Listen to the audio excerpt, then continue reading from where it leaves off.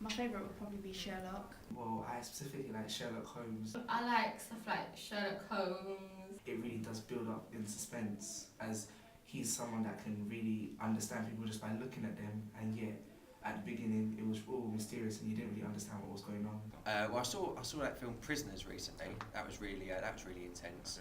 About like kidnapping. There's like a lot of psychological, a lot of psychological stuff in there. Really quite haunting. I've seen Born on Tomatoes, which I thought was a really, really good film. What was that one with Angelina Jolie, where she has a child taken away from her? The Changeling. Oh yeah. That's really dark. Yeah, Okay. that's nasty stuff. Right. Yeah. Probably because we can all relate to it, can't we, on some level? Well, there was one scene where he fell off a hill, and all the people in the film, in the cinema actually thought he died. So I thought he died as well.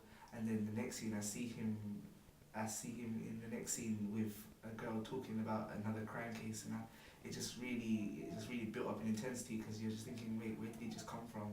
I liked it when he was telling his friend how he died, how he faked his death. That was probably my favourite scene.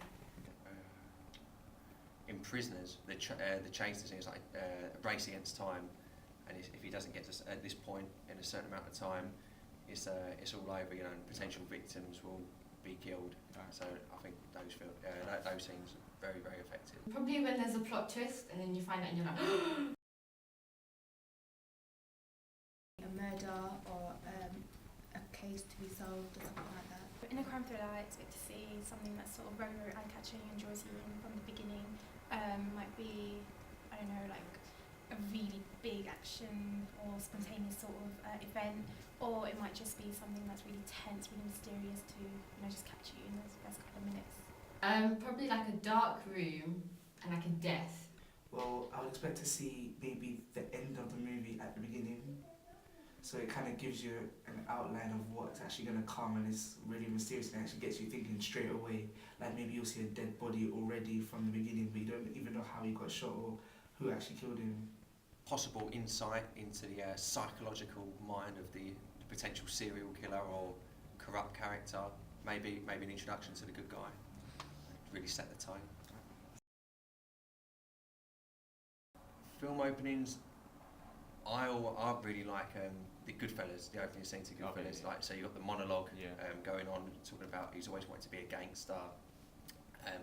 Again, it's in first person, so we're sort of placed in his position, and we're interacting directly with his thoughts and feelings. See what I did there?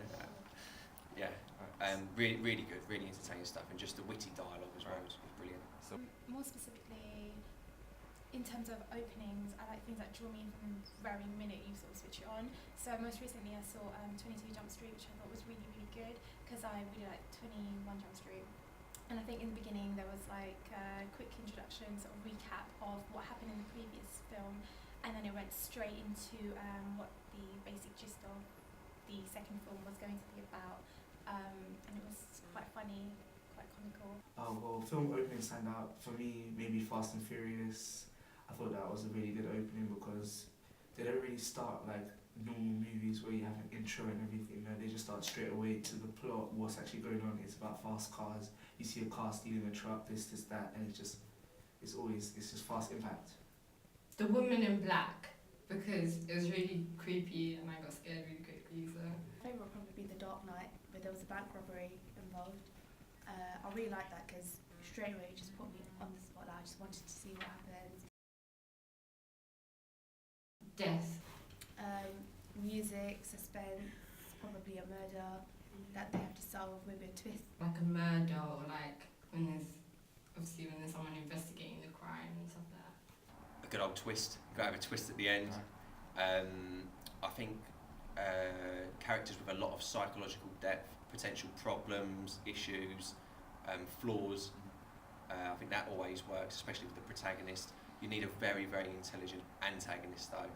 I think, and that's always best when it's someone that's unsuspecting, someone you don't, you really don't see it coming. It's quite shocking, I think. I think something that is quite unnerving, puts you on edge. You're not told the whole story. You are given little snippets throughout, but you're never told the full impact or bit full detail of what you're going to know at the end. So again, that building up of tension and yeah, just sort of drawing you in as you go along watching the movie. Make the person challenge their questions about the movie. So it's like, oh, what's going to happen next? Oh, what is this person doing? Oh, what is going to happen next? It's not something that you can just guess.